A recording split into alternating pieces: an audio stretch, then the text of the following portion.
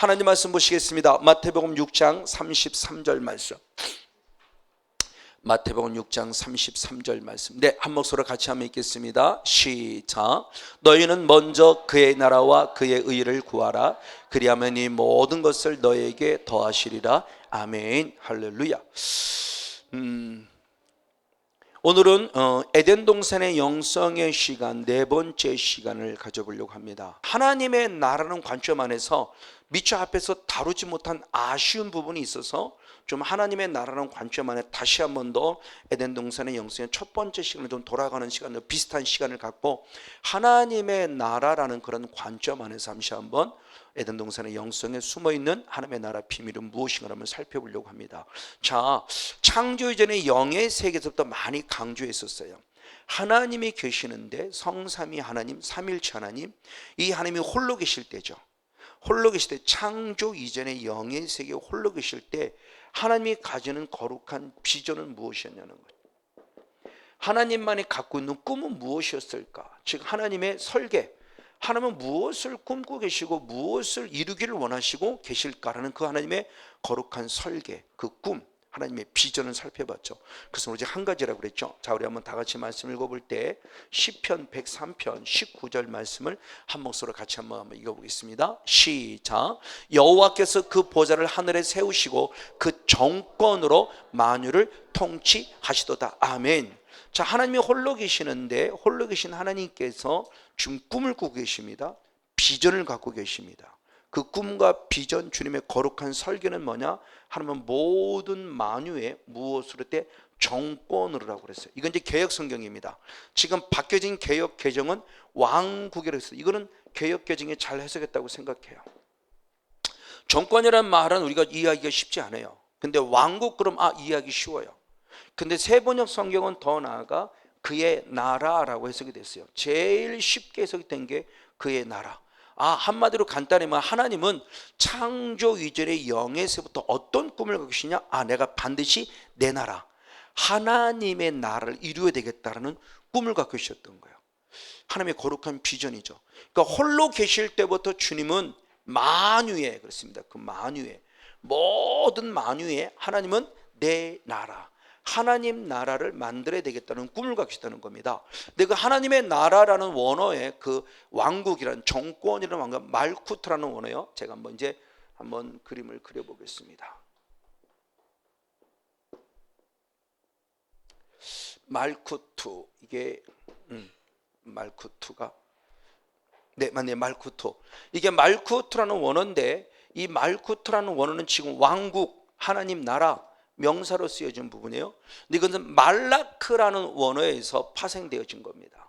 말라크라는 원어에서, 말라크라는 원어는 동사입니다. 왕이 되다라고 하는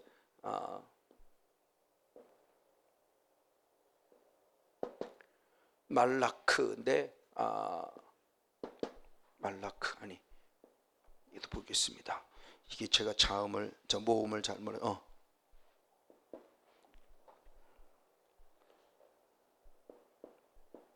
말라크라는 원어에서 파생된 거예요. 그러니까 왕국은 어디서 왔냐? 왕이 되다라고 하는 동사에서 파생된 단어예요. 하나님 나라는 하나님이 왕이 되시겠다는 거죠. 그러면 말라크라는 또 단어는 멜렉이라는 단어예요. 똑같은 원어는, 똑같은 글자는 똑같아요. 멜렉.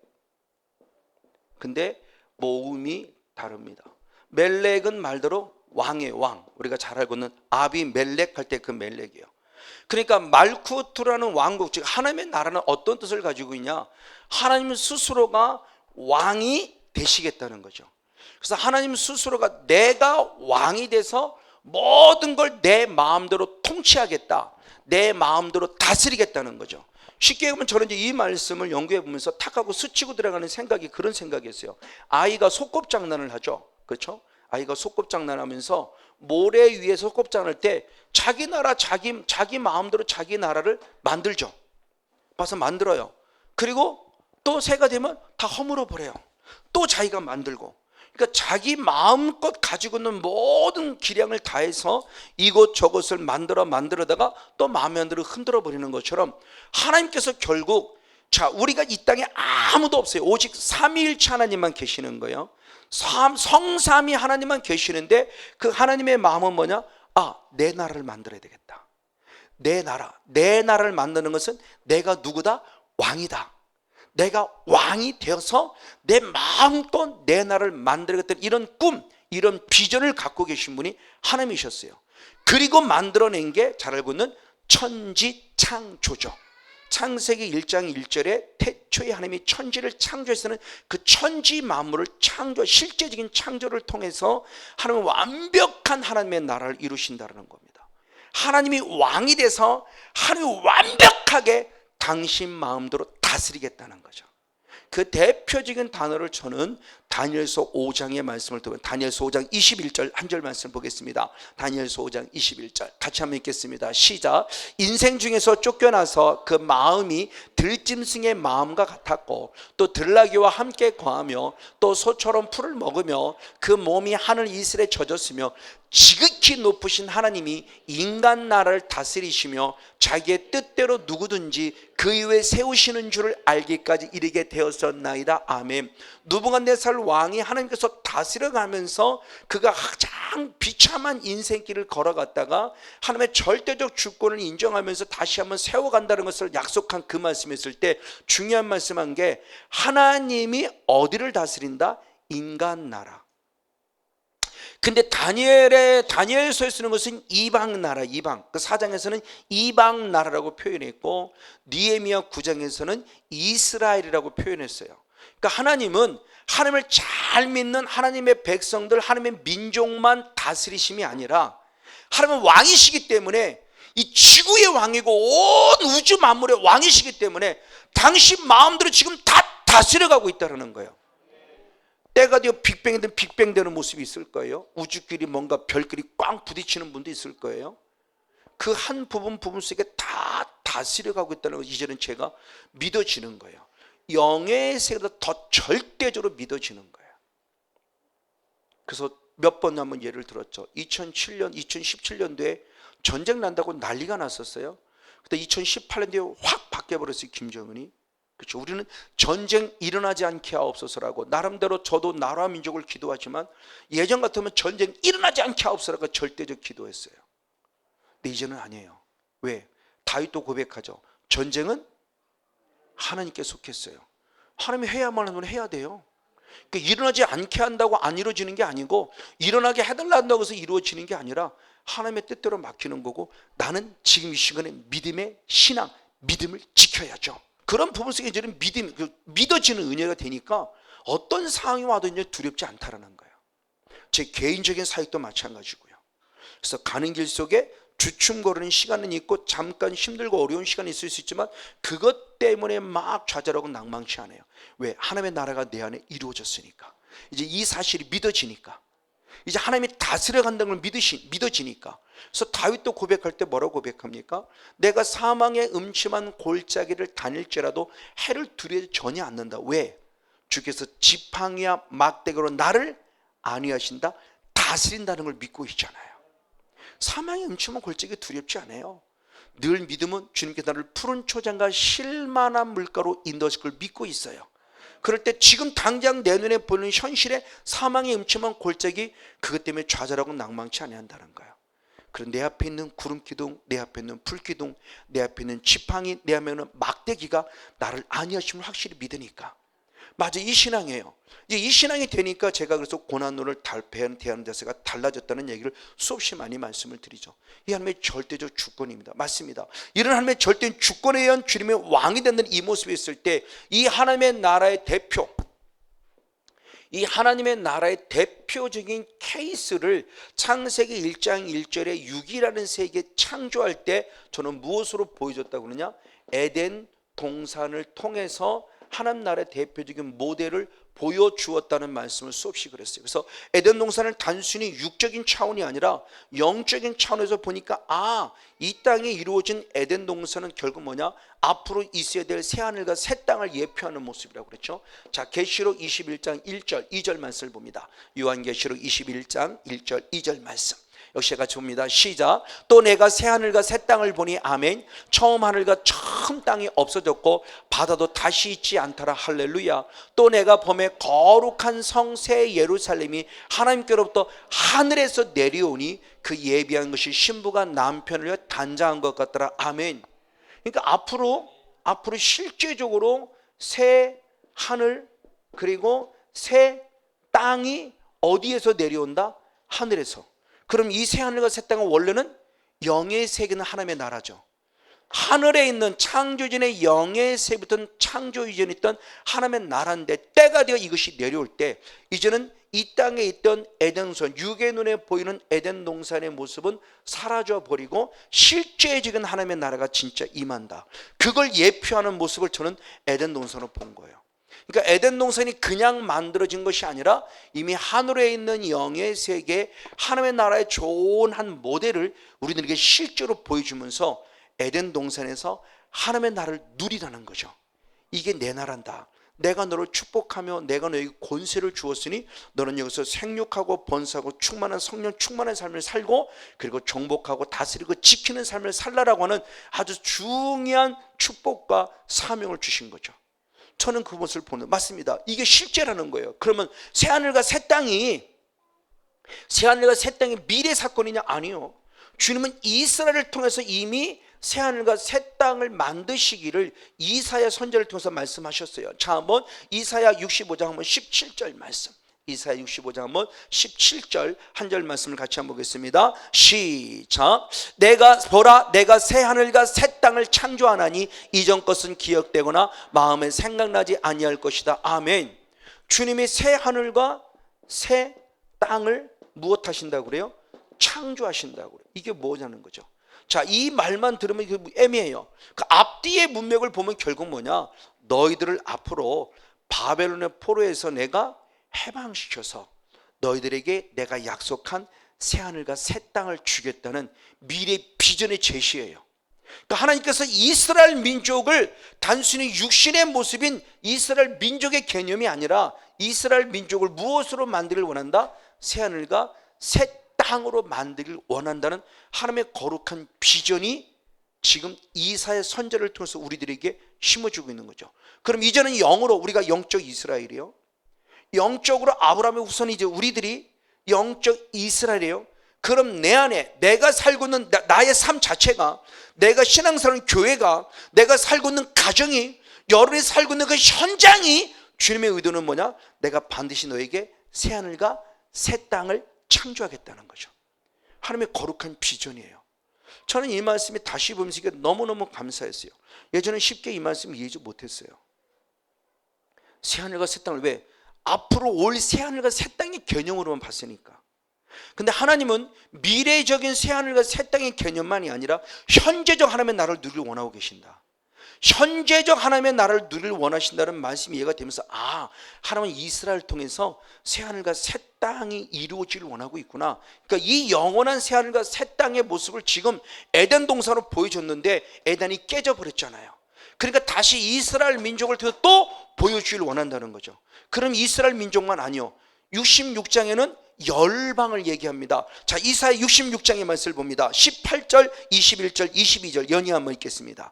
66장 18절, 21절, 22절 같이 한번 읽습니다. 시작. 내가 그들의 소유와 사상을 아노라. 때가 이르면 열방과 열족을 모으리니 그들이 와서 나의 영광을 볼 것이며 아멘. 나는 그 중에서 그 열방과 열족을 얘기합니다. 그 중에서 택하여 제사장과 레위인을 삼으리라. 아멘. 여호와의 말이니라. 나 여호와가 말하다 나의 지을 새하늘과 새 땅이 내 앞에 항상 있을 것 같이 너희 자손과 너희 이름이 항상 있으리라. 아멘.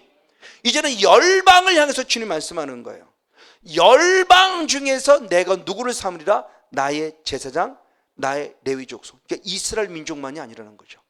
그러니까 하나님의 나라 속에서는 이제는 단순히 혈통을 타고 온 이스라엘 민족만이 아니라 우리들 하나님을 나의 구원자로 믿고 예수님을 나의 구원자로 믿는 영적 이스라엘, 영적 아브라함 후손들, 우리들을 제사장으로 삼고 우리들을 레위 지파로 삼아서 주님 앞에 항상 새하늘과 새 땅이 있는 것처럼 너희 자손과 너 이름도 항상 있게 하리라. 할렐루야. 그러니까 하나님의 나라는 어느 순간에 없어지는 것이 아니라 새하늘과 새 땅은 항상 우리 안에 있기를 원하는 것처럼 내 후손도 책임져 준다는 거죠. 하나님의 거룩한 비전을 보자는 겁니다. 그러니까 새하늘과 새 땅이 하늘에서만 아니에요. 이것이 어디에서? 이 땅에서 이루어지기를 원하는 거예요. 그래서 그 모델을 에덴 동산으로 보여주신 것이고, 에덴 동산이 깨졌기 때문에 다시 이스라엘 민족을 통해서 보여주는데, 그 이스라엘, 영적인 이스라엘이 이제 우리들까지도, 우리들 통해서도 새하늘과 새 땅이 항상 있는 것처럼 너희들을 항상 있게 하기 위해서는 주님의 약속이죠. 이게 하나님의 절대 주권이에요. 저는 이게 이제 믿어지니까 그래? 그럼 내 안에 새하늘과 새 땅, 하나님의 나라가 이루어져야 돼. 그리고 내 안에 하나님의 나라가 이루어지니까 놀랍게 저희 가정 안에 새하늘과 새 땅인 하나님의 나라가 이루어진 거예요. 그래서 가정천국이 이루어진 거예요. 가정천국이 이루어졌더니 놀랍게 교회가 천국이 되기 시작했어요. 근심도, 걱정도, 염려도, 원망도, 불평도, 불만도 싹 사라져요. 근데 제게 아킬레스건이 있어요. 이 연말, 제가 10년 전 그 힘들 때가 연말 때였거든요. 12월 달 이때. 그러니까 지금 많이 약해진 거예요. 많이 약해졌는데 12월 달 되면 꼭 건드려요. 지금 다 싸워서 거의 이제 많이 무마시켰어요. 은근히 원망이 나오고요, 은근히 불평이 나오고요, 은근히 뭐가 나와요. 중보기를 통해서 깨끗이 지금 영적 싸움을 싸웠더니 이제 많이 잠잠해졌어요. 이게 지금 치열하게 저는 싸우고 있는데, 왜? 교회가 천국 되는 걸 뺏길 수 없어요. 이제는요, 다시 교회 안에 원망과 불평, 근심, 걱정, 염려 서로 치고받고 싸우는 거 허락할 수 없어요. 왜? 이런 것들을 누가 하느냐? 시기 질투 다투면 누가 한다? 마귀가. 그러니까 이제는 알아요. 그러니까 그 사람 부르고 왜 그래? 라고 해봐야 아무 소용없어요. 왜? 그 사람이 그러는 게 아니라 그 사람 안에 악한 영이 그러는 거니까. 이제는 그걸 아니까 그 사람 야단쳐봐야 소용이 없더라는 거죠. 왜? 야단치면요, 알았어요 라고는 얘기했지만 이미 마음에 상처받았고, 마음에 상처받으면 삐딱선 타요. 계속 사탄에게 빌미 줄 뿐이에요. 오히려 긍휼히 여기고 그는 역사는 악한 영을 처리하는 거죠. 그러니까 다시 교회 천국이 이루어져 가는 거예요. 이 비밀을 조금씩이나마 발견하면 지금 이루어가고 있으니까 너무 감사한 거예요. 하나님이 이루어가시는 더 큰 비전을 보니까 감사하고요. 맞아요.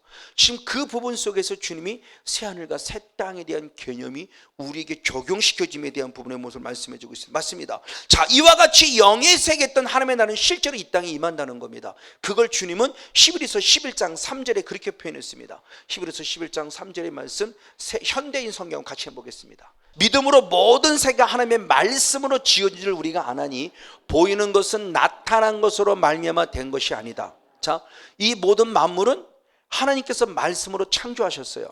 근데 말씀으로 창조하셨는데, 자, 우리 입장에서 보면 무에서 유를 창조했지만 영의 세계 입장에서는 이미 어디에 있는 걸? 하늘에 있는 것으로 보이도록 창조했다는 거예요. 근데 우리 개역 성경은 지금 쉽게 말을 이야기해요. 보이는 것이 나타난 것으로 말미암아 된 것이 아니라 그랬더니 부정의 부정을 얘기하니까 이게 잘 이해가 안 돼요. 근데 이걸 현대의 성경 풀어봤어요. 근데 현대의 성경을 봅니다. 시작. 믿음으로 우리는 이 세상의 모든 것이 하나님의 말씀으로 창조되었으며, 아멘. 보이는 것은 결국 보이지 않는 것으로 만들어졌다는 걸 압니다. 지금 내 눈에 보이는 이 모든 천지 만물은 무엇을 통해서 만들어진 거다? 영의 세계에 있던 보이지 않는 것으로 만들어졌다는 거예요. 저는 이게 이제 믿어지는 거예요. 아, 이거구나. 그러니까 이 땅에 만들어진 에덴성을 비롯한 수없는 모든 것들은 결국 지금 어디에 있던 거라는 거예요? 영의 세계. 이 영이라는 세계는 눈에는 보이지 않는 거잖아요. 이 영의 세계에 있는 보이지 않는 것들에서 만들어진 거예요. 그러니까 영의 것이 지금 무엇으로 온 거예요? 육으로. 그러니까 영의 세계가 실제임을 우리에게 보여주는 거예요. 이 땅에 만들어진 그 모든 것들이, 자연 만물들이. 자, 여기에 물이 흐르고 있습니다. 하늘에는 물이 흐르나 안 흐르나요?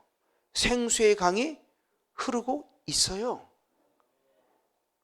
생수의 강이 흐르고 있어요. 그것이 지금 우리들에게 육으로 물이라는 모습으로 보여지게 만든 거라는 거죠. 거기에 이미 생명나무가 있어요. 나무가요. 거기에 이미 사자도 있어요. 어린아이가 사자의 입에 손을 넣어도 물지 않는 영의 세계에 실제로 있다고요. 이게 이제 믿어지는 거예요. 저는요, 이게 어느 날 갑자기 뻥 하고 생긴 게 아니라는 거예요. 우리 입장에서 무에서 유를 창조한 것이지 실제로는 영의 세계에 있던 보이지 않는 것들을 보여지도록 만들어졌다는 거죠. 이게 지금 10에서 11장 3절을 통해서 우리에게 지금 분명히 또한 제시해주고 있고요. 그 대표적인 모습이 저는 에덴 동산이라고 본 걸, 그걸 더 대표적으로 표현한 게 저는 성막을 통해서 봤다고 그랬죠. 히브리서 8장 5절 한 절의 말씀을 봅니다. 히브리서 8장 5절 한 절 말씀 같이 봅니다. 시작. 저희가 섬기는 것은 하늘에 있는 것은 모형과 그림자라. 아멘. 모세가 장막을 지으려 때 지시하심을 어둠과 같으니 가라사대 때 삼가 모든 것을 산에서 내게 보이던 본을 쫓아 지으라 하셨느니라. 아멘. 잘 알아요. 성막이에요. 성막. 하나님의 모세에게 성막을 지으라고 보여주셨어요. 가르쳤어요. 사이즈까지 철저하게 가르쳐줬어요. 근데 그 성막은 결국 뭐냐는 겁니다. 우리가 섬기는 그 성막은 어디에 있던 거예요? 하늘에 있는 것의 뭐예요? 모형이에요. 그러니까 결국 하늘에 있는 게 결국 뭐라는 거예요? 이게 실체고 이 땅에 우리 육의 눈으로 보여지는 것은 뭐예요? 모형이고 그림자라는 거죠. 그러니까 내 눈에 보이는 건 우리 그림자예요. 자, 구약도 보세요. 구약은 주님이 그림자라고 그랬고 신약에 오신 예수님이 뭐예요? 실체죠. 내 눈에 보이지 않는 앞으로 오실 예수님이 실체였어요. 그 실체를 구약에 수없는 것들을 보여주는 대표적인 어린 양이죠. 실제로 예수님이 어린 양인데 어린 양을 대표하는 모습이 실제는 어린 양으로 보여준 거죠. 예수님이 어린 양이신데, 그러니까 주님은 모든 모습을 보여줌 속에서 실제적인 하나님의 나라를 개념해서 그 하나님의 나라가 어느 날 갑자기 육에 짠하고 생긴 것이 아니라 이미 영의 세계에 존재하는 것을 우리에게 보여주셨다는 거죠. 그래서 예수님께도 친히 말씀할 때 뭐라고 기도하시는가? 마태복음 6장 9절 10절을 봅니다. 마태복음 6장 9절 10절 역시 있습니다. 시작. 그러므로 너희는 이렇게 기도하라. 하늘에 계신 우리 아버지여, 이름이 거룩히 여김을 받으시오며 아멘. 나라 임하옵시며 뜻이 하늘에서 이룬 것 같이 땅에서 이루어지다. 할렐루야. 예수님의 주기도문의 기도죠. 너무너무 우리는 잘 알고 있어요. 저 모습을 알고 있지만 예전엔 그 뜻을 의미하지 못하고 그냥 막연히 암송하듯이 했어요. 그냥 저는 주기도문을 그렇게 이해를 했어요. 누구한테 물어볼 수는 없지만 주기도문을 얘기하는데 주기도문이 뭔지 몰라요. 그래서 저는 제 나름대로 생각한 겁니다. 주기도문입니다. 그럴 때 기도는 기도인데 주문처럼 외우는 게 기도구나. 기가 막힌 해석이잖아요. 그래서 하늘에 계신 여러분 그러면 기가 막혀. 주문이야 주문.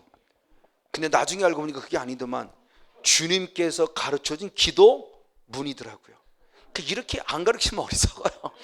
해석을 하긴 하는데 잘못된 해석이죠. 기가 막히긴 한데.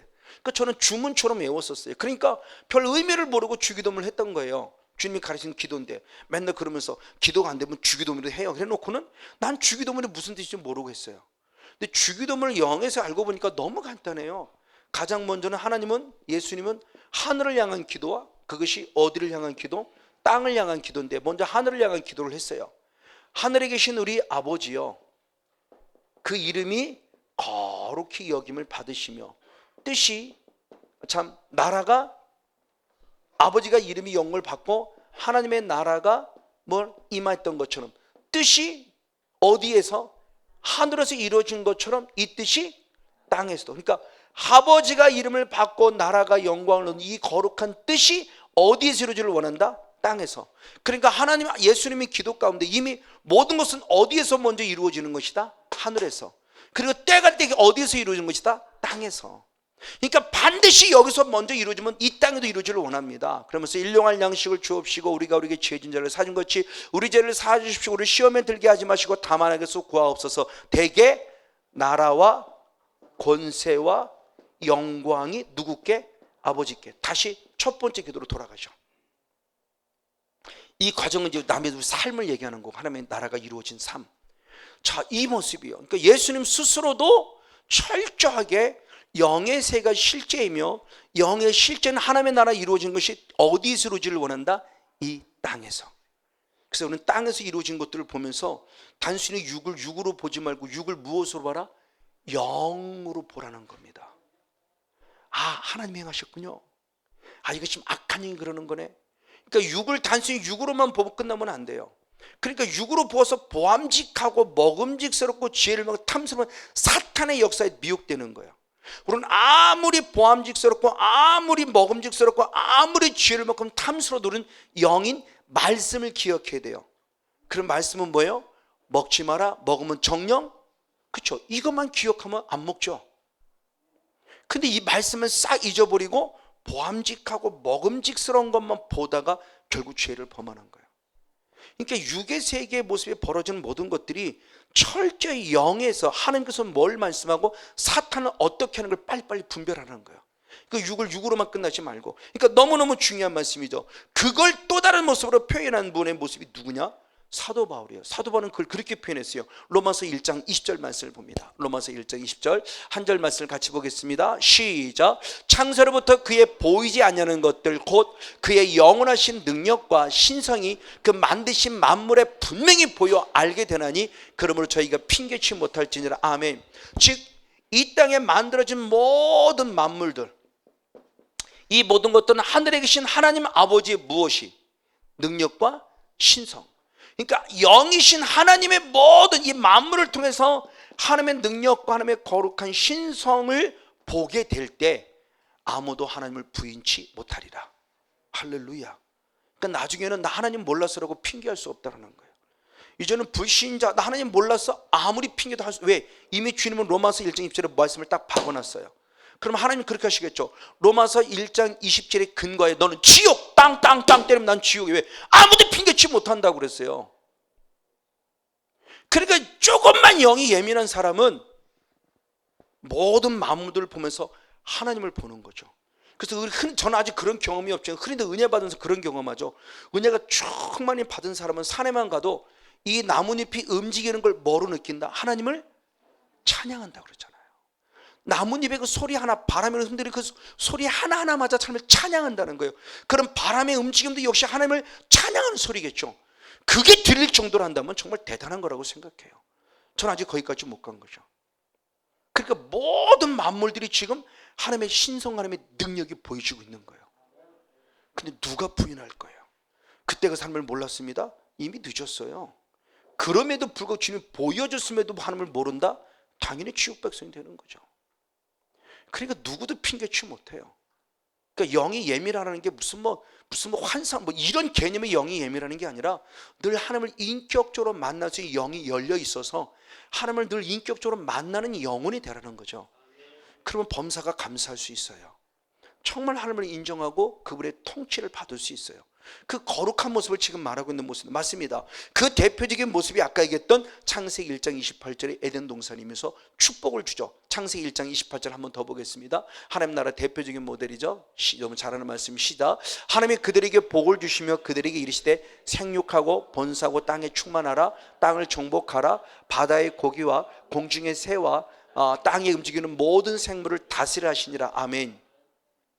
저걸 단순히 육으로 보지 말라고 그랬어요. 저걸 영으로 해서, 왜? 하나님 나라로 보니까 영으로 해석했을 때 생육하고 번성하고 충만하는 축복은 결국 성령 충만 받으라는 주님 축복을 받은 것이고, 그 축복을 받았으면 이제 무엇 했는데 사명이 있어요.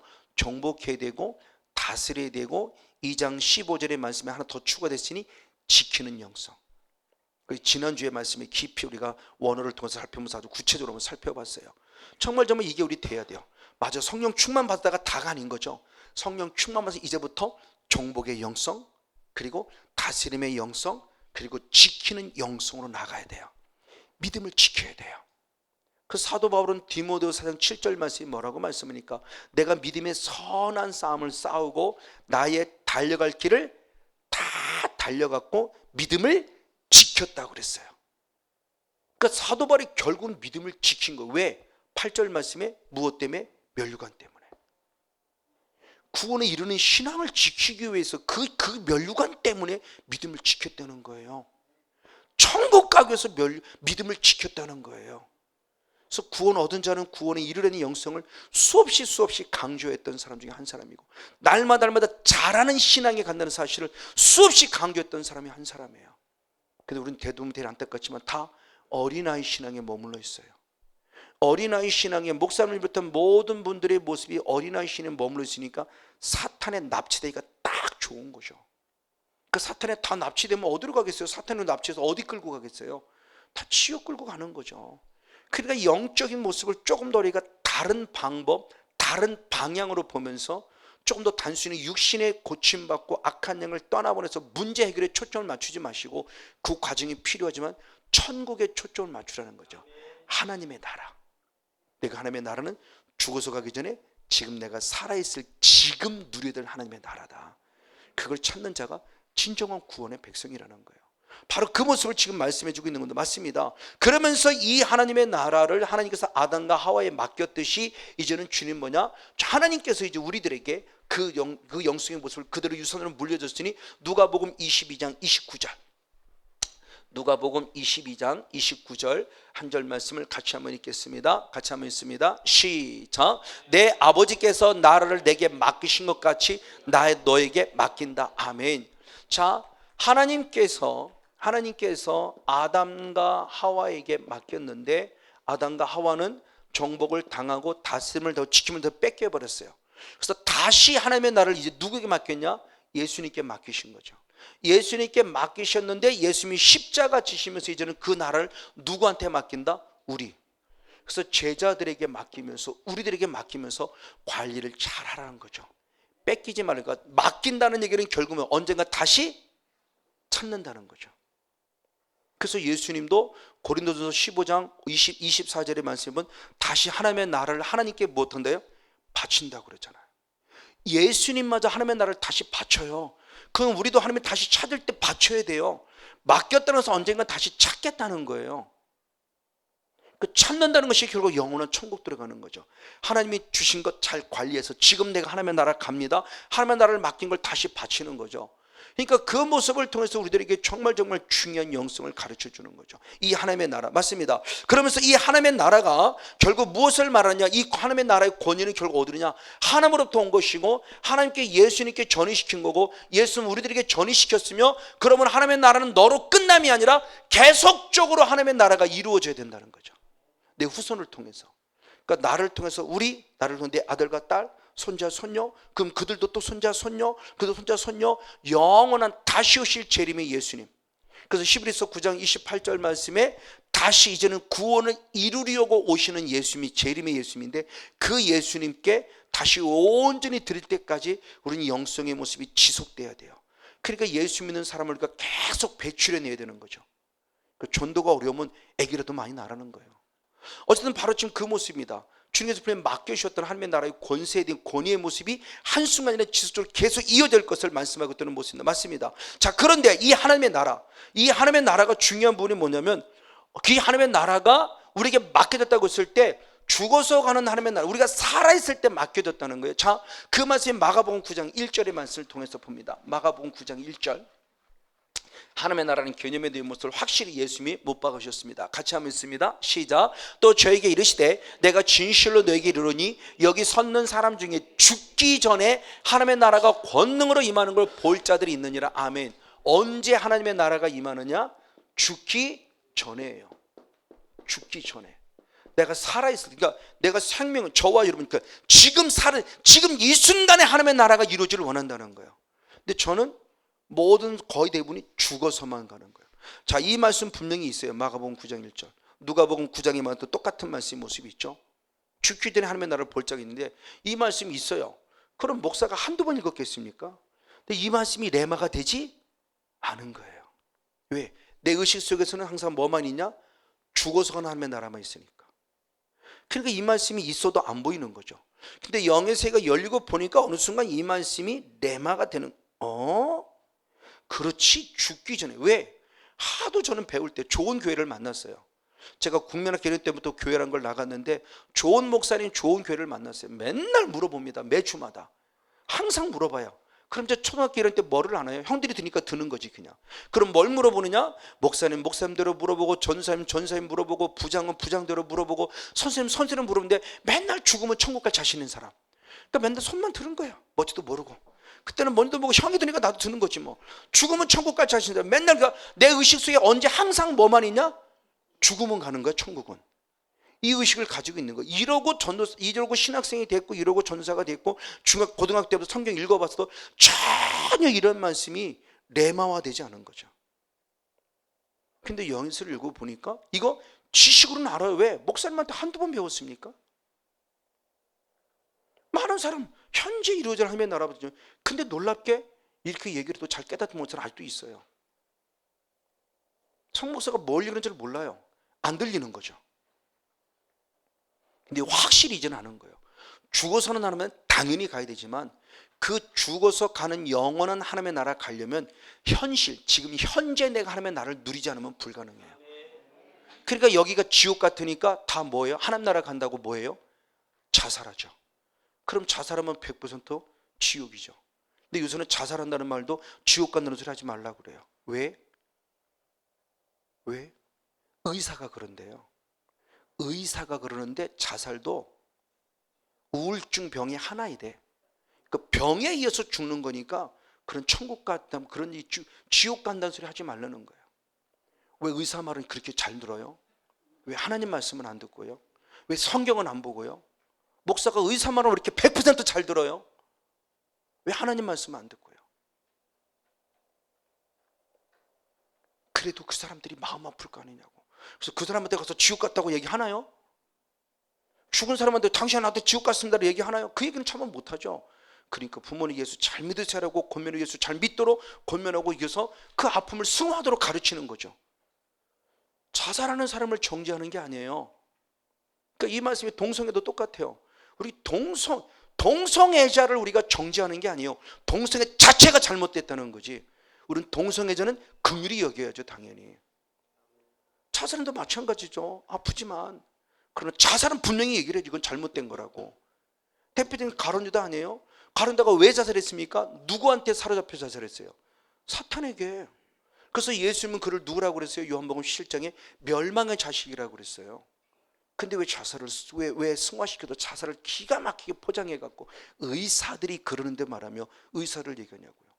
그럼 진짜 크리스찬 중에 있는 의사는 아니라고 얘기하는 사람도 있잖아요. 왜 그들 말은 안 들어요? 왜 비크리스찬 얘기들은 기가 막히게 들고 있고. 어쨌든 보세요. 지금 하나님 나라의 모습이 지금 죽어서 가는 하나님의 나라가 아니라 현재 내가 살아있을 때 하나님의 나라가 이루어져야 되고, 살아있을 때 하나님의 나라를 느낀 자가 영원한 미래형 천국을 소망하며 끝까지 승리하며 살 수 있다는 거예요. 지금 주님은 그걸 우리에게 좀 가르쳐주고 있는 거죠. 바로 그 말씀입니다. 맞습니다. 그런데 제단이 이런 하나님의 나라가 맡겨졌지만 우리가 창세기 에덴으로 다시 한번 돌아가서 보면은 정복이라고 그랬고 다스리라고 그랬고 지키라고 그랬는데 사단의 나라를 멸하라는 거죠. 근데 오히려 사단에게 정복을 당했고 다스림을 당했고 아버지는 지키지 못함으로 하나님 나라를 무엇한 거예요? 뺏겨버린 거죠. 하나님의 나라가 없어진 것은 아닙니다. 에덴 동산, 육에 보이는 하나님의 나라, 육의 동산은 에덴 동산은 사라져 버렸죠. 그룹으로 둘러 진치고 있으니까. 실체가 영의 것이니까. 실체가 영의 것이기 때문에 천사가 그룹이 춤춰서 누구도 들어오지 못하게 만들어 버린 거죠.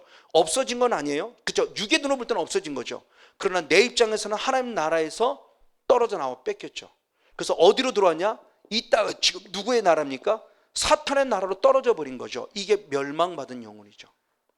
구원을 빼앗긴 영혼들이에요. 하나님의 나라가 없어진 거. 하나님의 나라는 존재해요. 왜? 영의 것이니까. 근데 결국 죄로 말미암아 하나님의 나라 쫓겨났어요.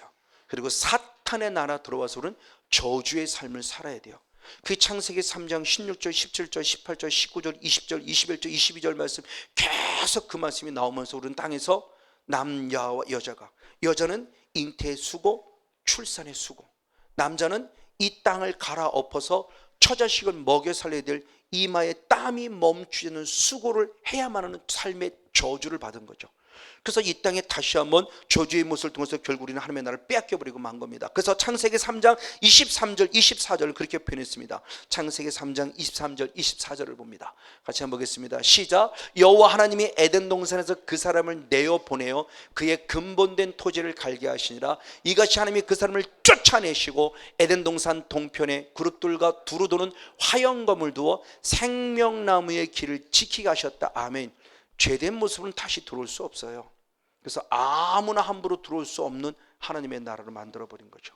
그래서 그 얘기를 했죠. 제가 창세기 1장 2장까지는 하나님을 잘 믿어서 하나님의 나라 들어간 게 아니에요. 하나님의 나라를 창조할 때부터. 그래서 창조 이전의 영의세를 보니까 우리는 이미 창조 이전의 영의세부터 무엇 받기로 택함 받은 자다? 구원. 너무너무 감사합니다. 이게 창세기 1장 2장이죠. 근데 정복, 다스림 지키지 못해서 결국 사탄의 나라 떨어져서 다시 하나님이 새롭게 들어오게 하는 은혜를 입은 거죠. 그러니까 하나님의 놀라운 은혜예요. 자, 쫓겨남의 모습을 다시 한번 조금 더 다음 주에 조금 더 깊이 다뤄보도록 하겠고, 어쨌든 바로 이런 모습을 통해서 자, 영적으로 봤을 때 사탄이 우리를 지옥 보내는 존재가 아닙니다. 그 모습을 잘 이해를 하라고 그랬어요. 사탄의 저주를 받았다 그럴 때 우리 저주를 하나님이 주시는 저주입니까? 사탄이 주는 저주입니까? 네? 우리가 이해를 잘해야 되는 거죠. 저주는 사탄이 주는 게 아니에요. 지옥은 사탄이 보내는 게 아니에요. 저주받게 하는 것은 결국 누구예요? 하나님이에요. 마지막 심판권 어디 누구에만 있어요? 하나님께 있는 거예요. 근데 저주를 받도록 지옥을 가도록 뭐를 범하게 하느냐? 죄를 범하게 하는 자가 누구냐? 사단인 거죠. 그러니까 이 말씀을 잘 이해해야 되죠. 창조주 하나님만의 심판자예요. 저주받게 하는 것도 하나님, 축복받게 하는 것도 하나님이에요. 근데 하나님은 축복 주길 원하는데 사탄은 자꾸 저주받도록 뭐를 범하게 하느냐? 죄를 범하게 하는 거죠. 그래서 하나님의 나라를 결국 빼앗는 자는 누구냐? 하나님이에요. 하나님 나라 빼앗는 자는 하나님이에요. 그래서 대표적으로 마태복음 21장 43절의 말씀을 보겠습니다. 마태복음 21장 43절 같이 보겠습니다. 시작. 그러므로 내가 너에게 이르노니 하나님의 나라를 너희는 빼앗기고 그 나라의 열매 맺는 백성이 받으리라. 아멘. 내가는 지금 누구냐? 하나님이에요. 주인. 지금 뭐냐? 집주인이 잠깐 외국에 갈 때 농부들에게 포도원을 맡깁니다. 그 집주인은 지금 누구를 말하느냐? 하나님. 포도는 뭐냐? 하나님 나라. 농부는 누구냐? 우리들에게 하나님께서 지금 하나님 나라 맡긴 거예요. 맡기고 나중에 뭘 찾냐? 열매를 찾는 거예요. 근데 열매가 없을 때 하나님이 열매 없는 자들을 하나님 나라에서 무엇하고? 쫓아내고 하나님의 나라가 풍성한 자에게 더 주시는 하나님이에요. 그러니까 없다고 해서는 큰 코 다친다는 거죠. 없는 자에게는 있는 것마저 뺏어요. 나는 없는 줄 알았어요. 근데 하나님 보니까 성건용 목사가 뭐 있어요? 가지고 있어요. 없다고 하면 주님 뺏을 수가 없죠. 나는 없는 줄 알았는데 주님은 있기 때문에 있는 것마저 뺏어서 누구에게 주느냐? 있는 자에게 주세요. 그러니까 하나님을 정말 잘 알아야 돼요. 그러니까 믿음 지키는 영성이 얼마나 중요하냐는 거예요. 있을 때 주님이 더 풍성케 주시지, 없다고 함부로 말해요. 이만큼 주신 것도 감사합니다. 이거를 관리를 잘해서 둘을 만들고 다섯을 만들어가면 계속 풍성케 채워지는 하나님이기 때문에 더 성령이 충만해져야 더 은혜 속에 거할 수 있다는 거죠. 근데 반대로 사탄은 그걸 방해하는 겁니다. 너 목회한다고 뭐 되니? 너 목회한다고 돼? 너 기도한다고 돼? 맞아. 저도 참석해서 빼앗길 뻔했어요. 하나님의 특별한 은혜가 있어 다시 되찾고 지금 조금씩 채워져가고 있을 뿐이지. 이게 실제적인 영의 세계라는 거 지금요. 이 영의 세계 속에 지금 이렇게 말씀하고 있는 모습입니다. 맞습니다. 이 말씀의 모습을 통해 보면서 바로 저주의 삶의 모습을 당했을 때 하나님은 이 모습을 우리에게 지금 다시 보내주실 때 이제는 이 하나님의 나라를 빼앗긴 우리들에게 다시 주님께서 새로운 기회를 주시죠. 그래서 새로운 기회를 주시면서 누구를 보내주시느냐?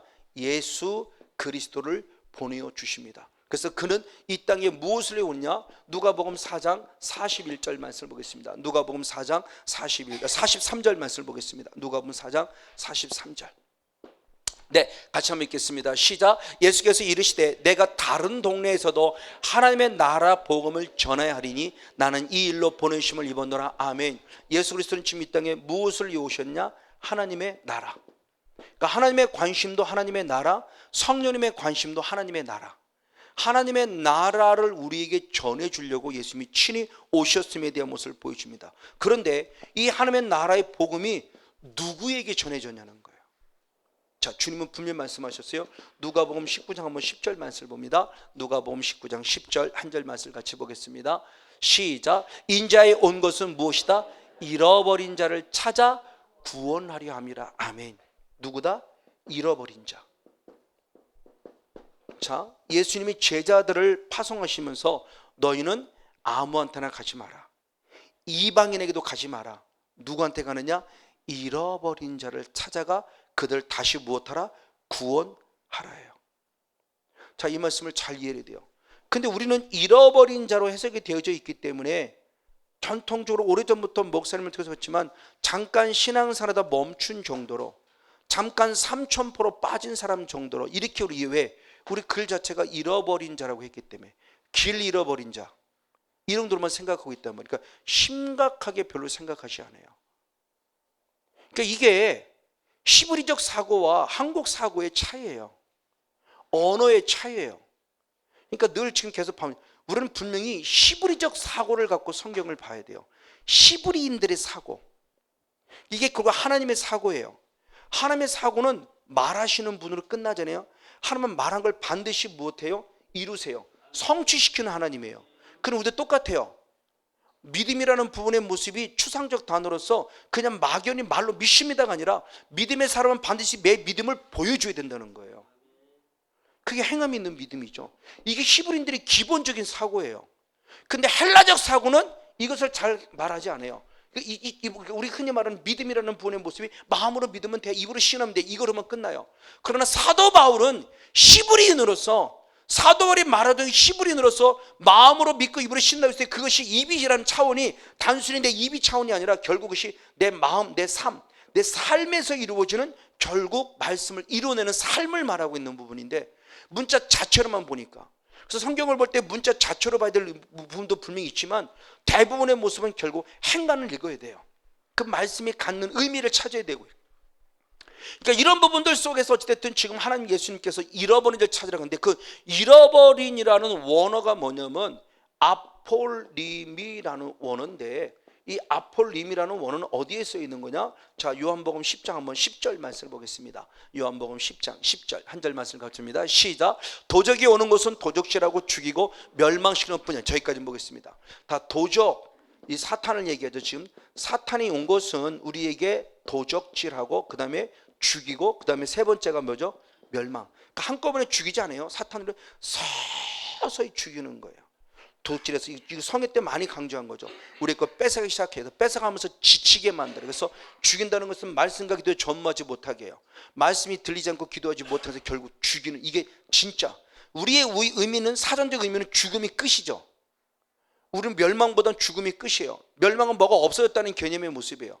멸망했어, 나라 없어져서, 이런 정도예요. 내 영혼의 죽음의 끝을 보질 않아요. 근데 사전적 의미로 달리 성경적 원어 속에서 받는 의미는 죽이는 것은 잠자는 걸 지금 상징하고 있는 거고요. 이 멸망이 영원한 죽음, 지옥을 말하는 거예요. 이게 아폴림이에요. 지금 도적질하고 죽이고 멸망시킨다 원어가 아폴림이 똑같아요. 이걸 근데 왜 우리는 잃어버린 자라고 해석이 됐을까? 아쉬움이에요. 왜 우리나라 말로 이걸 잃어버린 자라고 해석이 됐지? 그냥 원을 직역하면 결국 잃어버린 자를 찾으러가 아니라 무엇 받은 자요? 구원 받았다가 멸망받은 자들을 구원하러 가라는 거죠. 그러니까 구약적인 개념으로 보면 이 사람들은 무엇 받은 자예요? 구원받은 자예요. 근데 예수님 시대에 올 때 이들은 계속 우상 숭배하고 성전이 무너지는 그런 과정을 통해서 구원받은 자가 구원을 무엇한 거예요? 빼앗겨 버린 거예요. 이 말씀을 이해한다면 한 번고는 영원한 구원이 될 수 없죠. 그래서 멸망받아 구원을 빼앗겨 멸망받은 이 영혼을 다시 주는 무엇하러 온 거예요? 또 구원하러 오신 거예요. 그러니까 에덴 동산에서 쫓겨난 우리들이잖아요. 잃어버린 거잖아요. 하나님의 나라. 하나님의 나라 빼앗겼잖아요. 멸망받아 사탄의 나라에 거의 지옥 백성이 되고 말았잖아요. 그래서 예수님이 오셔서 이제는 내가 다시 너를 구원하러 왔다고 말하며 십자가의 은혜를 베풀어 주신 거잖아요. 에덴 동산은 절대적 은혜였죠. 예수 잘 믿어서 구원받은 거 아니에요? 태어나는 순간부터 구원받은 자였어요. 근데 죄 때문에 죽은 거죠. 죄 때문에 멸망받은 거예요. 그래서 아폴림이라는 원어가 결국 뭐를 상징하느냐? 마태복음 10장 28절, 마태복음 10장 28절을 봅니다. 마태복음 10장 28절 한 절 말씀을 같이 한번 읽겠습니다. 시작. 몸은 죽여도 영혼은 능히 죽이지 못하는 자들을 두려워하지 말고 오직 몸과 영혼을 능히 지옥에 멸하시는 자를 두려라. 아멘. 지금 몸은 죽여도 영혼을 능히 죽이지 못하는 자, 사탄 또는 사람, 내 생명 정말 지금 예수 믿는 나를 죽이는 그 자를 두려워하지 말고 진짜 두려워질 누구냐? 내 영혼을 어디에? 지옥에 멸하시는 누구? 하나님을 두려워하라는 거죠. 그때 지옥에 멸한다 할 때 그 멸한다가 아폴림이에요. 그러니까 아폴림이라는 멸망은 결국 우리의 영혼이 어디 간다는 얘기라는 거냐? 지옥. 그러니까 잃어버린 영혼이 지옥 백성을 다시 구원하라예요. 근데 그 잃어버린 영혼은 누굴, 지금 이스라엘 백성, 이방인은 이스라엘 백성을 얘기하는데 그 이스라엘 백성들이 결국 구원 얻었다가 구원을 뺏긴 자들이에요. 에덴 동산에 에덴은 쫓겨난 자들이에요. 그들을 다시 찾아가 그들부터 1순위로 구원하라는 거죠. 이게 하나님의 거룩한 의도였어요. 영에서를 알고 나니까 이거 아니구나. 그래서 제가 목회 성경을 지금 11차까지 했지만 8차까지는 매번 구원 문제 때문에 따지는 분들이 있었어요. 왜? 장로교의 교리니까. 근데 지금은 장로교 목사님도 많이 달라졌더라고요. 8차까지만 해도 계속 따지는 분이 있었어요. 근데 9차, 12차, 11차부터는 한 번도 따지는 분이 없어요. 꼭 적으면 한 명, 많으면 두세 분이 꼭 구원론 문제 때문에 따졌어요. 이게 영의 실제예요. 정말 중요한 부분의 모습이요. 저 주님이 찾으러 온 영혼이 누구냐는 거예요. 근데 이스라엘 백성이 허락지 않으니까 주님의 로마서의 말씀에 어디로 먼저 방향을 틀죠? 이방인에게 방향을 틀고 다시 마지막 때 또 예루살렘을 지금 이스라엘을 구원하고자 구원의 계획을 세우고 계시고요. 처음에 잃어버린 데 찾으라고 그랬어요. 근데 안 되니까 이방인 사도바울 이방인 구했고 이방인으로 다시 이제 이스라엘 돌아오는 게 땅끝이죠. 결국 이스라엘 시작했는데 다시 이스라엘 땅끝인 거죠. 그러니까 어쨌든 이 모습을 통해서 구원의 역사가 지금 이루어짐에 대한 부분의 모습을 아주 중요하게 말씀해 주고 있는 거 맞습니다. 바로 이렇게 하나님의 나라가 이루어지는데 이때부터 하나님의 나라의 개념을 이제는 공간이라는 개념에서 뛰어넘어 이제는 우리의 몸과 마음이라는 부분의 모습으로 하나님 나라가 바뀌어졌습니다. 지금까지는 에덴 동산이라는 공간적인 개념이었어요. 공간이 틀린 건 아니에요. 자, 그래서 주님께서 말씀할 때 누가복음 17장 20절 21절 말씀을 보겠습니다. 바리새인들이 하나님 나라가 어느 때까지 임하나이까 묻거늘 예수께서 대답하여 가라사대 하나님의 나라는 볼 수 있게 임하는 것이 아니요 또 여기 있다 저기 있다고도 못하리니 하나님의 나라는 너희 안에. 자, 바리새인들이 하나님의 나라니까 얘기했죠. 우리들 전통 신앙이에요. 하나님의 나라가 언제 임합니까? 라는 거. 그러니까 죽어섭니까? 이런 개념이에요. 그러니까 저도 전통적으로 갔던 제 개념하고 똑같은 거예요. 근데 주님은 언제라는 개념이 아니에요. 지금 이 순간에 우리라는 공간에 이루어진 현재성을 얘기해 주고 있는 거죠. 우리 안에라고 했어요. 그 원어 자체가 안 되는 우리 안에라는 것은 이 공간을 말합니다. 이 공간. 그러니까 교회라는 공간이에요. 지금 우리가 사랑의 교회라는 이름 안에서 모여진 거예요. 그래서 우리는 사랑의 교회로 지금 이루어진 겁니다. 이 공간 안에 하나님의 나라가 이루어진 걸 얘기해요. 그런데 이 공간 안에 교회는 결국 누가 모이느냐? 성전들이 모여서 교회가 이루어진 거잖아요. 공동체예요. 저도 성전, 여러분 성전들이 모여서 교회라는 공동체가 이루어진 거예요. 그러니까 교회라는 것은 큰 공동체의 개념을 말한다면 성전인 개인의 모습이죠. 한 사람 한 사람 성전이에요. 그러니까 우리 안에라는 모습을 큰 포럼은 공간적인 개념, 에덴 동산 같은, 그러나 조금 더 깊이 개인적으로 적용시키면 이제는 나 하나가 결국 내 안에 뭐가 이루어진다? 하나님의 나라가 이루어지게 되고, 내가 이루어서 부부가 이루어지고 가족이 이루어지고 교회가 이루어지면 지역이 하나님의 나라가 이루어지는, 그래서 하나님의 나라가 확장되는 거죠. 그러니까 나 한 사람이 너무너무 중요한 거 이제는 이 하나님의 나라. 그러니까 하나님의 나라 개념이 이제는 나 한 사람 한 사람인데, 이 한 사람 한 사람의 모습에 결국 주님은 뭐라고 했냐? 바로 그래서 성전이라고 그런 거예요. 근데 그 성전의 출발점이 누구냐? 예수 그리스도였어요. 자, 요한복음 2장 20절 21절을 22절까지 봅니다. 요한복음 2장 20절로부터 22절까지. 네, 시작. 유대인들이 가로되 이 성전은 46년 동안의 지역권을 내가 3일 동안에 일으키겠느냐 하더라. 그러나 예수는 성전된 자기 육체를 가리켜 말씀하신 것이라. 아멘.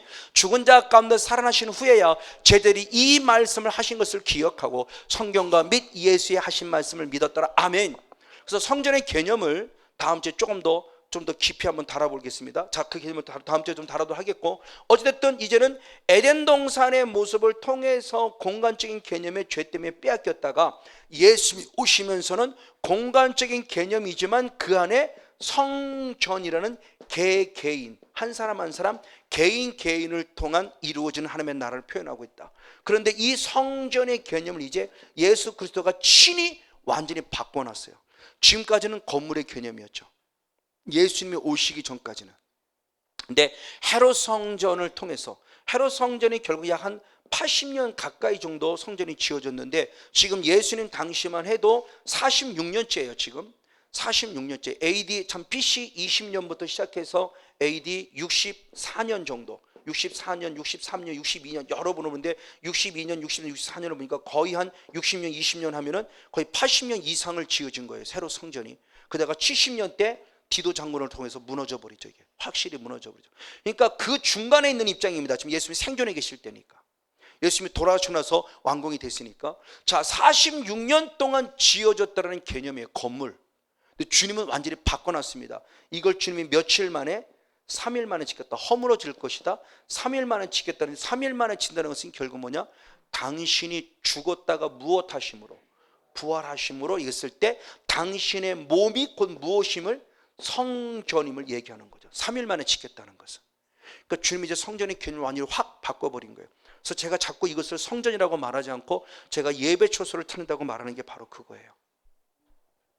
성전은 우리 몸이 성전이지는 이 건물이 성전이 아니에요. 그러니까 저는 자꾸 예배 초소를 찾는다고 하는 거예요. 제 의식부터 자꾸 바꿔야 되니까. 그렇다고 예배 초소 자체가 잘못됐다는 건 아니에요. 예배 초소를 우리가 요소를 하면 예배하는 곳이기 때문에 우리가 그만큼 또 다른 모습의 영에서 더 거룩하고 깨끗해야 할 부분은 분명히 있죠. 그러나 성전의 개념하고는 차원이 좀 다르게 저는 보는 겁니다. 어쨌든 우리들의 모습에서 지금 주님이 성전의 개념을 바꾸시는 모습을 말합니다. 근데 그 성전의 개념을 주님 말했을 때 그 성전된 예수님의 모습만이 아니라 그 성전이신 예수님을 영접하고 모신 우리들도 이제는 뭐라고 말하냐? 성전이라고 말한다는 거죠. 그러니까 예수님이 몸이시라고 그랬죠. 성전된 몸. 우리는 그 안에 있는 또 다른 몸으로서의 각 지체들이죠. 그러니까 우리도 예수님이 성전이면서 우리도 그 안에 성전으로서의 각자 각자의 지체로서의 역할을 감당하는 거예요. 그러니까 우리 몸은 예수님 전체가 성전이고 우리는 그 성전에 속한 예수님을 영접해서 내가 주님 안에 쏙 들어갈기에 주님이 필요한 또 다른 지체예요. 그렇죠. 저는 또 다른 지체로서 지금 쓰임만큼 쓰임받고 있는 거죠. 지금 우리 각자가 지금 성전이에요. 그때 주님이 분명히 말씀해요. 그럼 어떻게 성전이냐고 했을 때 믿음으로 영접하면서 주님을 성장하면 그 모습을 고린도전서 6장 19절 20절에 사도 바울은 그렇게 고백했습니다. 고린도서 6장 19절 20절 시작. 너희 몸을 하나님께 거룩 하나님께로부터 받은 바 너희 가운데 계신 성전의 전인 줄 알지 못하느냐. 너희는 너희의 것이 아니라 값으로 산 것이 되었으니 그런즉 너희 몸으로 하나님께 영광을 돌리라. 우리가 성전, 우리의 몸이 성전된 이유는 뭐냐? 결국 가자면 예수의 무엇으로? 피값으로 샀다는 거죠. 예수의 피값. 이것을 우리가 말대로 믿음이고 이것이 바로 영접이죠. 요한복음 1장 12절. 그래서 이제 우리의 몸이 성전이 됐는데 그 성전이 되었다는 것은 결국 뭐냐? 내 안에 결국 예수의 피값 샀을 때 내 안에 결국 누가 계시다는 거예요? 성령님이 계심으로. 그래서 너희 몸이 성령의 전. 그러면서 똑같은 말씀을 고린도전서 3장 16절은 그렇게 표현한 거죠. 고린도전서 3장 16절 한 절 말씀 더 봅니다. 시작. 너희가 하나님의 성전인 것과 하나님의 성령이 너희 안에 거하신 것을 알지 못하느냐. 아멘. 이제 내 몸이 내 마음이 무엇이다? 하나님의 성전. 그럼 누가 거하시는 성전이냐? 하나님, 예수님, 성령님, 성삼위일체 하나님이 내에 계시게 거룩한 성령의 전. 성전이 되었음에 대한 부분의 모습을 지금 말씀하고 있는 겁니다. 맞습니다. 자, 이 모습을 다시 원초로 다시 봅니다. 성령이 거하신다는 모습을. 그래서 성령이 거하시기 때문에 고린도전서 12장 3절의 말씀에 예수를 누구라고 시인할 수 있다? 주. 성령이 거하시지 않고는 예수를 주라 시인할 수 없다고 그랬어요. 그러니까 결국 구원받은 백성이 되는 거죠. 그 말씀을 춘추로 했을 때 요한복음 3장 16절은 예수님은 그렇게 표현했습니다. 성전된 우리들의 모습을 주님이 축복하시면서 요한복음 3장 16절 너무나 잘 아는 말씀 우리 한번 같이 말씀 있습니다. 시작. 하나님이 세상을 이처럼 사랑하사 독생자를 주셨으니 이는 저를 믿는 자마다 멸망치 않고 영생을 얻게 하라 하심이라. 아멘. 그래서 우리 가장 먼저 믿음이라는 귀한 것을 통해서 우리가 귀한 영생 구원받는 백성으로 세워놨어요. 근데 이 믿음이라는 부분의 모습이 그냥 여기서 끝나면 안 된다는 거죠. 여기서 끝내면 결국 어린아이 신앙에 머물러 버리는 거예요. 이것을 알기 때문에 주님은 한 단계 우리 신앙이 자라길 원하는 거예요. 그래서 사도 요한을 통해서 요한 1서 2장 14절에 어린아이 그리고 청년 그리고 아비의 신앙이 들면서 신앙의 단계를 우리에게 분명히 알려줬어요.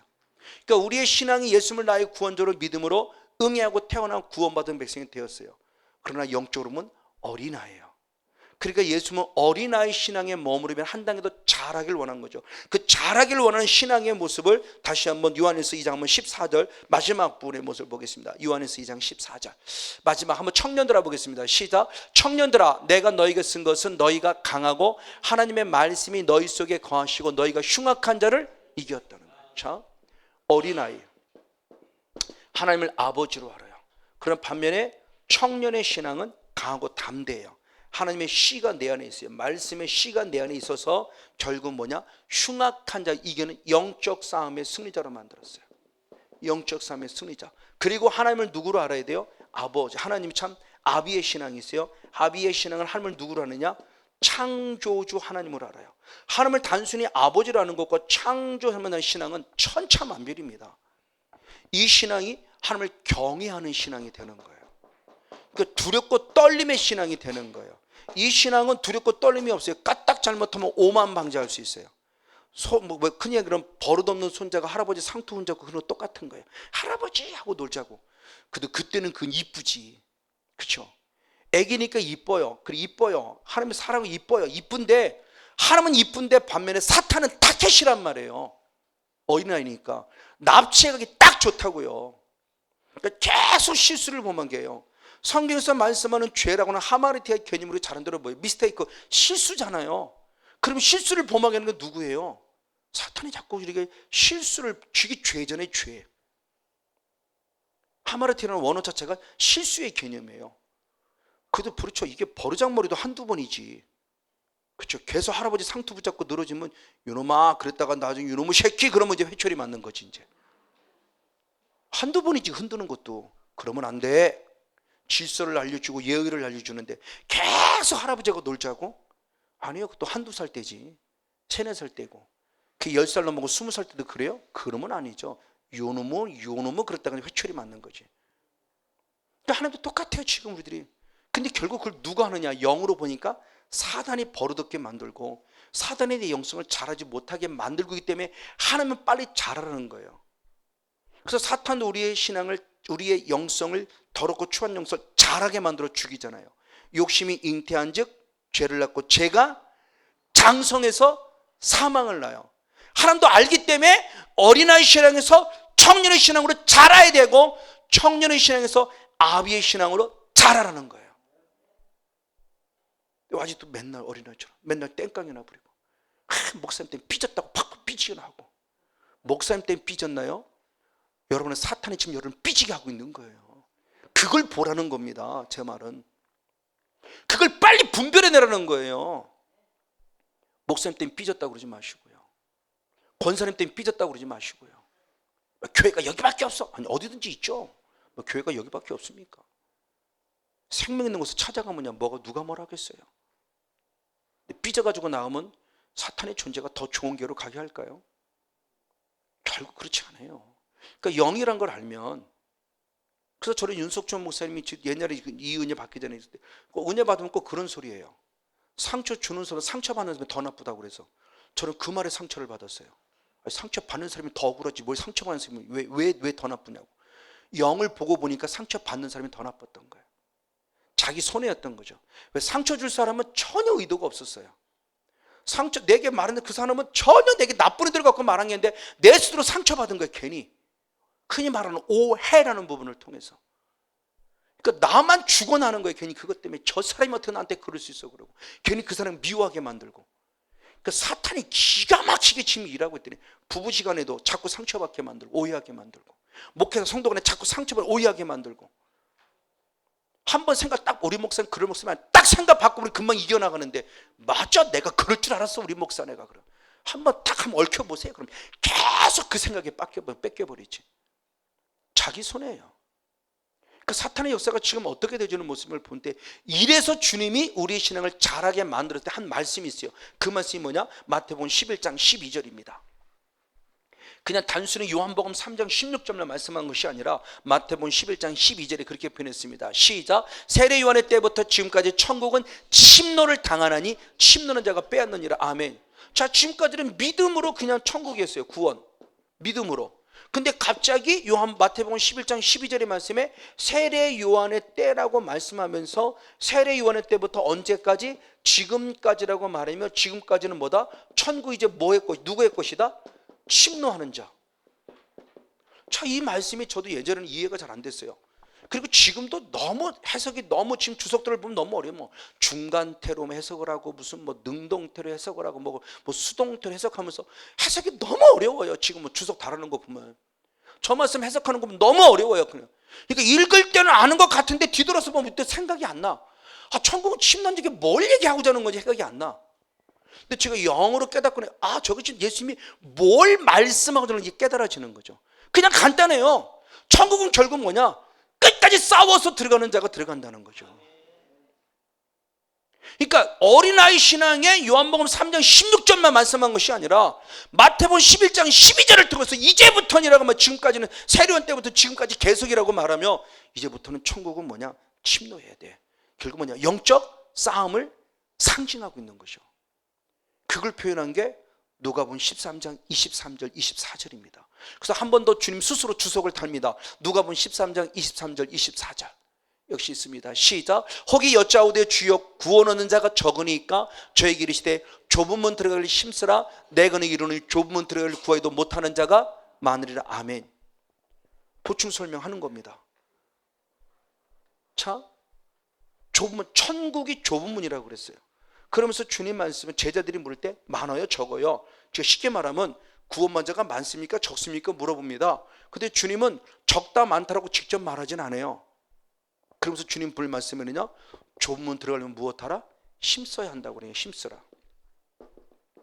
그러면서 들어가기를 구하여도 들어가지 못하는 자가 많다 그랬어요. 네가 아무리 힘쓰라고 말해놓고 아무리 네가 힘쓰고 애써도 들어가는 자가 많지 않다는 거죠. 그럼 구원한 자가 많지 않다는 거예요. 예수는 말씀하죠. 잃어버린 자를 찾으러 왔는데 그 잃어버린 자는 구원 얻다 구원 뺏긴 자들이에요. 그나마 그 잃어버린 자들 중에서도 구원한 자가 그리 많지 않다는 거예요. 그런데 너는 무엇해라? 힘쓰라고 말했다는 거예요. 그럼 힘쓰라는 원어를 저도 그냥 단순히 한국말로 힘쓰라고 했더니 저도 힘썼어요. 기도가 안 되니까 다 힘썼어요. 우리나라 말로 사전적 의미의 힘쓰라는 뭐예요? 더 열심히 하라는 거죠. 그러니까 더 열심히, 기도가 안 되니까 더 기도하려고 하다가 기도가 안 되는데 기도해보려고 잘못한 건 아니잖아요. 근데 오히려 더 가랭이가 찢어버렸어요. 그래서 기도가 녹다운 돼버렸어요. 기도가 안 돼요. 나중에 진짜 기도가 안 되니까 기도해보려고 했는데 기도해보려고 하다가 기도가 안 된 거예요. 나중에 기도를 못한 거죠. 정말 목사가 10분도 기도가 안 돼요. 그러니까 유일하게 할 수 있는 기도는 하나님 나 좀 살려달라는 기도밖에 없었다고 수없이 고백했어요. 하나님 나 죽을 것 같아요. 나 좀 제발 좀 살려주세요. 정말 죽을 것 같았어요. 할 수 있는 유일한 기도는 기껏 10분 해도 나 좀 살려주세요. 하나님 나 정말 죽을 것 같아요. 정말 저는 주님 앞에 나 살려달라고, 저 좀 살려달라고 정말로 기도했습니다. 주님이 그 기도 들어주신 거죠. 첫 예언 때 내 사랑하더라 이제 그만 울어라. 내가 너의 눈물을 보았다. 그만 울라는 말에 통곡해버렸어요. 저는 오히려 그만 울라는 말에. 왜? 아무도 내 편이 없는 줄 알았어요. 마누라도 집사람도 아무도. 하나님이 내 기도를 들어준 거잖아요. 나는 내 기도 안 듣는 줄 알았어요. 근데 살려달라는 기도를 들으셨다는 게 그렇게 감사할 수가 없는 거예요. 그것 때문에 통곡하고 울었어요. 엉엉하고 울었어요. 그게 저는 한 4개월을 울은 거예요. 4개월을. 그녀가 너무 감사하기도 하고 너무 죄송스럽기도 하고 너무너무 송구스럽기도 하고 영을 모르는 무지한 목사로 살았던 게 죄송스럽기도 하고. 그래서 그때부터 한 4개월을 찬양할 때도 울고 기도할 때도 울고 설교하다도 울고 그냥 운전하다도 울고 계속 회개하면서 늘 눈물 속에 있었어요. 지금 생각하면 너무너무 감사하지만 어쨌든 주님의 모습입니다. 맞습니다. 근데 힘쓰라는 모습 가운데 힘쓰는데 유괴 조건으로 왜 단어를 좀 목사가 믿으니까.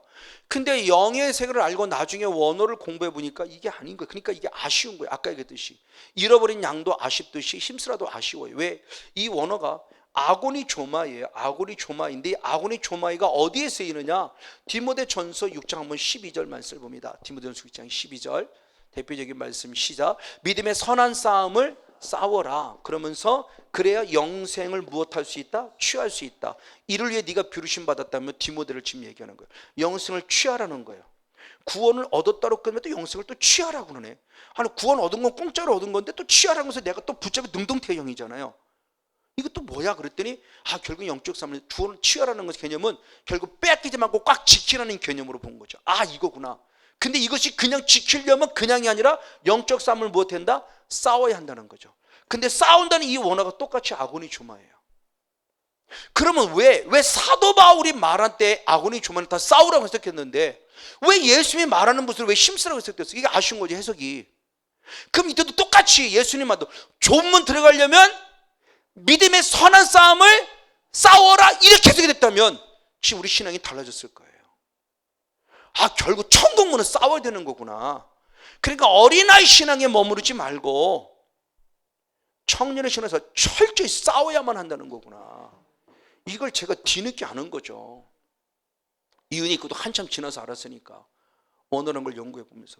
그래서 그 다음부터 원어에 맛이 들어서 자꾸 성경을 보면서 원어를 자꾸 찾아보고 공부를 하는 거예요. 연구를 하고요. 그 성경 읽는 맛이 또 다르더라고요. 어쨌든 보십시오. 지금 결국 무엇을 말하는 거냐? 우리 어린아이 신앙이 아니라 빨리 청년의 신앙을 자라서 천국 들어가려면 힘쓰라는 결국 뭐냐? 영적 싸움을 싸우라는 거예요. 근데 이게 세례 요한의 때부터라는 것 때 세례 요한이 결국 누구냐? 엘리야의 영성을 얘기하잖아요. 그럼 엘리야의 영성은 어디 나오느냐? 열왕기상에 나와요. 열왕기상 16장부터 17장 쭉 넘어가서 쭉 나오면서 그때부터 아하방 때까지 나오다가 아하방 때부터 계속 누구 얘기 나오냐? 엘리야 얘기 나오고 열왕기 하루 넘어가 누구 나오냐? 엘리사 얘기 나와요. 그러니까 열왕기상 열왕기하는 누구의 사역을 기록하는 거예요? 왕들의 사역을 기록하는 장인데 성경인데 왕들의 사역 속에 장시간을 거쳐 누구를 기록하느냐? 엘리야를 기록하고 있고 엘리사를 기록하고 선지자를 기록하고 있어요. 처음엔 그것이 별 의미 없이 그냥 생각했는데 왜 왕들의 왕정시대 왜 왕들의 사역들 속에 왜 선지자인 이들의 사역을 기록했을까? 이 더구나 엘리야 이 엘리야의 영성이 말라기 4장 5절에 다시 앞으로 온다고. 근데 그 엘리야 영성을 가지고 온 사람이 누구예요? 세례 요한. 그렇죠. 누가복음 1장 17절에 세례 요한이 엘리야의 영성을 그대로 타고 왔으면 성경이 기록해요. 그럼 엘리야의 영성을 세례 요한이 타고 왔다는 것은 결국 무엇하라는 거예요? 엘리야는 결국 누가 싸운 거예요? 바알 선지자 아하스랑 철저하게 싸워서 갈멜산의 영광을 나타낸 선지자죠. 영적 싸움을 싸운 대표적인 인물입니다. 언제부터? 이미 구약시대부터. 그래서 세례 요한의 때부터라는 것은 지금부터 이제 우리는 무엇을 해요? 엘리야의 영성으로 철저히 싸우는 자가 되야 된다는 거죠. 바알을 물리쳐야 되고 아사를 물리쳐서 갈멜산의 영광을 회복해야 돼요. 그럼 지금 우리도 지금 엘리야의 영성을 공급받아서 지금 싸워야 돼요. 이게 하나님의 나라의 기림을 지금 얘기하고 있는 거예요. 이게 하나님의 나라 마지막 종착점을 얘기하고 있는 거예요. 그러니까 어린아이 신앙에 머물러서는 안 돼요. 그냥 교회를 왔다리 갔다리 11조나 잘 드리고 뭐 주일 성수 잘하고 성가대 충성 좀 하고 그러면 어느 날 그리고 11조 잘 드리고 헌금 말리면 장로님 되고 권사님 되고 아니요. 그거 아닙니다. 지금 우리 새로 오신 분들 중에서 권사님들도 오시고 집사님도 오시고 권사님도 오셨지만 나름대로 큰 교회에서 신앙생활 잘했던 분들이에요. 30년 가까이 신앙생활 했던 분들이에요. 저하고는 이제 1년 정도, 아니 1년 안팎 정도 만났어요.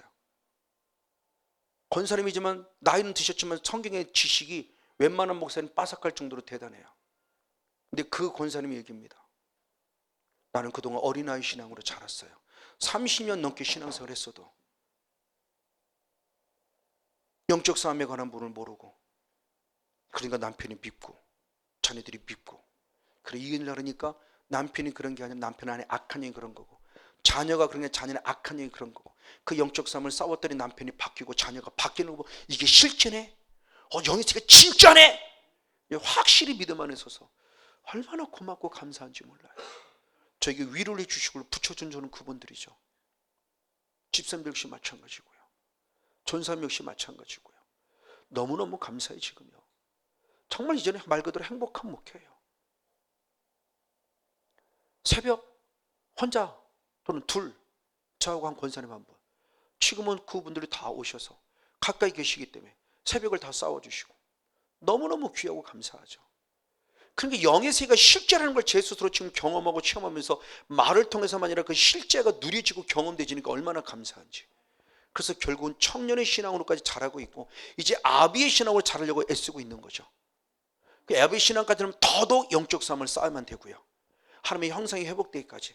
그러니까 이 신앙이 계속 지금 자라가는 모습 가운데 지금 주고 있는 말씀 맞습니다. 바로 이 모습입니다. 그런데 이 믿음의 출발점이 결국 무엇냐는 겁니다. 그 믿음의 출발점은 마가복음 1장 15절에 그렇게 표현했습니다. 마가복음 1장 15절 같이 한번 읽겠습니다. 시작. 가라사대 때가 찼고 하나님 나라가 가까웠으니 회개하고 복음을 믿어라. 아멘. 자, 하나님의 나라가 가까이 올수록 이제 우리의 믿음이 더 자라가 되는데 그 하나님의 나라 출발점은 영의 세계 속에 들어가니까 그나마 순서이죠. 그나마 순서로 마련의 모습이 믿음이 믿습니다가 아니라 믿음이라는 모습에 있기 전에 뭐가 있어야 되느냐? 회개가 있어야 되는 얘기를 해요. 그러니까 이 영성이 열려진 자는 믿음이 자연스럽게 되는데 이게 안 된 사람은 믿음이라고 말하면서 들어왔지만 믿음이 아닌 거죠, 결국은. 그러니까 바리새인화 되는 거예요. 율법주의화 되는 거예요. 이게 믿음이 아니에요. 근데 이 믿음이 임할 게 아니에요. 계속 믿었으면 계속 마지막 걸 또 무엇 해야 돼요? 회개해야 돼요. 왜? 회개해야 뭘 받느냐? 성령을 받거든요. 회개해 성령을 받아요. 그러니까 참 이 회개라는 영성이 너무너무, 그래서 로마서 1장 17절에 믿음으로 믿음에 이르는 것을, 믿음이 결국 뭐냐? 믿음에 따르는 것들을 쭉 설명하죠. 그래서 믿음으로 믿음에 있는 것은 결국 시작은 회개로 시작해서 회개로 마쳐야 된다는 거예요. 예배로 시작해서 예배로 마쳐야 된다는 거예요. 은혜로 시작해서 은혜로 마쳐야 된다는 거예요. 그러니까 믿음이 막 이렇게 믿음 이게 아니라는 거죠. 그러니까 너무너무 중요한 부분의 모습이에요. 이걸 예수님이 지금 계속 가르쳐주고 있고 성경이 말하고 있는 부분이죠. 그래서 예수님을 믿어요. 그래서 회개해서 믿었어요. 감사해요. 회개해서 믿었을 때 이제 영적 싸움을 싸우는 부분에 자라가기 위한 모습에서 열고 그러면 성령을 받아 싸울 수 있는데 그 성령 받는 것 통로도 사도행 2장 38절 말씀에 회개하여 죄사함 받고 성령을 선물로 받으라 그랬어요. 그리고 끊임없이 오는 회개를 통해서 믿음 안에 서고 회개를 통해서 말씀 안에 서고 회개를 통해서 성령 받을 때 성령을 힘입어 악한 영과 싸워 이길 수 있다. 그러니까 청년의 신앙까지 자라가는 영성의 아주 중요한 준비가 통로가 회개였던 거예요. 사도 바울이 고백한 중요한 회개의 정점을 이렇게 표현했습니다. 디모데후서 2장 25절 26절. 디모데후서 2장 25절 26절 네, 같이 한번 읽습니다. 시작. 거역하는 자를 온유함으로 징계할지니 아멘. 혹 하나님이 저희에게 회개함을 주사 진리를 알게 하실까 하며 저희로 깨어 마귀의 울면서 벗어나 하나님께 사로잡힌 바 되어 그 뜻을 쫓게 하실까 함이라. 아멘. 자, 저 말씀은 디모데후서 2장 21절로부터 하나님의 쓰시는 그릇이 있죠. 금, 은, 동, 나무 있죠. 질그릇, 나무 그릇. 그 그릇을 쓰실 때 어떤 깨끗한 그릇을 쓰는데 깨끗한 것이 뭐냐? 무엇하는 그릇이다? 회개하는 그릇이. 회개할 때 깨끗하니까 지금 그걸 보충 설명하는 겁니다. 보충 설명할 때 회개할 때라면서 아까 사도행 2장 38절은 못 읽어봤는데 베드로는 2단계로 했어요. 회개하면 죄사함 받고 성령 받는다 그랬어요. 근데 바울은 4단계로 본 거예요. 회개할 때 어떤 은혜가 있느냐? 가장 먼저 진리를 안대요. 진리를 알았더니 마귀를 쫓아낸대요. 마귀를 쫓아냈더니 하나님께 사로잡혔대요. 하나님께 사로잡혔더니 드디어 하나님의 뜻을 이루어 드렸대요. 아멘. 자, 이게 사도 바울이 보는 단계입니다. 금그릇, 은그릇, 질그릇, 나무그릇. 금그릇, 은을 쓰는 게 아니라 질그릇, 나무로도 깨끗하면 쓰시겠다는 거예요. 그럼 어떻게 깨끗한 그릇이냐? 회개할 때 어떤 역사가 있냐는 거죠. 이걸 역으로 말하면 그겁니다. 우리가 하나님의 뜻대로 살기를 원해 하나님의 뜻대로 못 살았잖아요. 제가 대표적으로 데살로니가전서 5장 16절 18절 항상 기도라, 쉬지 말고 기도라, 범사에 감사라. 이는 그리스도 안에서 예수님이 우리를 향하신 하나님의 뜻. 이 뜻인데 저는 안 기뻐요. 항상 기뻐라 놓고 나는 안 기뻐요. 그냥 부딪히는 거죠, 목사니까. 나는 왜 그래? 나는 왜 이렇게 안 기뻐? 근데 어떻게 성도한테 항상 기쁘라고 그래? 그러니까 그다음부터 설교를 못 하는 거죠. 왜? 나도 기쁘질 않으니까. 하나님의 뜻이라는데 안 기뻐요, 저는요. 근데 왜 내 뜻대로 살지 못하는가 보니까 하나님께 사로잡히지 않았어요. 하나님께 사로잡히는 건 하나님의 나라가 내 안에 이루어져 통치를 받는다는 건데 하나님의 나라가 내 안에 이루어지지 않은 거예요. 그럼 왜 하나님의 나라가 내 안에 이루어지지 않았느냐? 결국 누구 때문이었다? 요놈 때문이에요, 요놈 때문에. 근데 요놈이 왜 나를 사로잡으면 내가 뭐를 모르는 거예요? 진리를 모르는 거예요. 진리. 주님은 진리 안에 잘 때 그 진리가 뭔지를 모르는 거죠. 진리는 왜 몰랐냐? 내가 뭐가 없던 거예요? 회개. 사도 바울은 기가 막히게 4단계로 본 거예요. 아, 이거였구나, 이거. 저도 뒤늦게는 이걸 깨달아서 이 4단계의 모습을 통해서 회개에서 진리를 알고 진리를 하니까 마귀를 쫓아내고 말 쫓아내니까 하나님의 나라가 내 안에 이루어졌고 하나님의 나라가 내 안에 이루어지니까 하나님의 뜻을 이루어 드릴 수 있더라. 이루어 보려고 하는 것이 이루어지더라고요. 그게 항상 기뻐라가 되고요, 범사에 감사라가 되고요, 쉬지 말고 기도하라가 되더라는 거죠. 해보려고 하는 게 되지는, 이거였구나. 영에서를 하니까 그거 되는 거. 이게 되지는구나. 기도해야지가 아니라 기도가 되어지는 걸 경험하고요, 감사해야지가 감사가 되어지는 걸 경험하고요. 이게 되어지는구나. 진짜 성령의 통치하는 게 사라져피니까 이게 되어지네. 이게 되는 거예요. 이걸 역으로 말하면 결국 누가 방해했다? 마귀가 방해했다. 그럼 마귀가 왜 방해했냐? 내게 회개가 없었다는 거죠. 회개가 없었던 거예요. 저는 정말 가슴을 치며 마음을 찢으며 4개월을 정말 주님 앞에 탁 눈물 속에 그 은혜를 읽고 그나마 10년을 제가 지탱하고 있는 겁니다. 저는 회개 은혜 부어지를 축복합니다. 회개 은혜가 임하기를 원합니다. 특별히 내 조상들이 범한 죄에 대한 그들이 알지 못하고 범한 죄 가슴 아픔, 마음 아픔, 하나님 앞에 죄송스러움, 송구스러운 마음, 그런 간절함으로 회개해서 우상의 영성의 모습이 차단되고 끊어짐에 하나님 나라가 풍성해져서 하나님의 뜻을 멋지게 이루어드리며 마지막까지 하박국 선지자같이 오직 여호와로 인해 기뻐하며 즐거움에 감사하며 살아가는 성령 충만한 주인공 우리 모두가 되어지기를 예수님의 이름으로 간절히 축복하고 축원을 드립니다.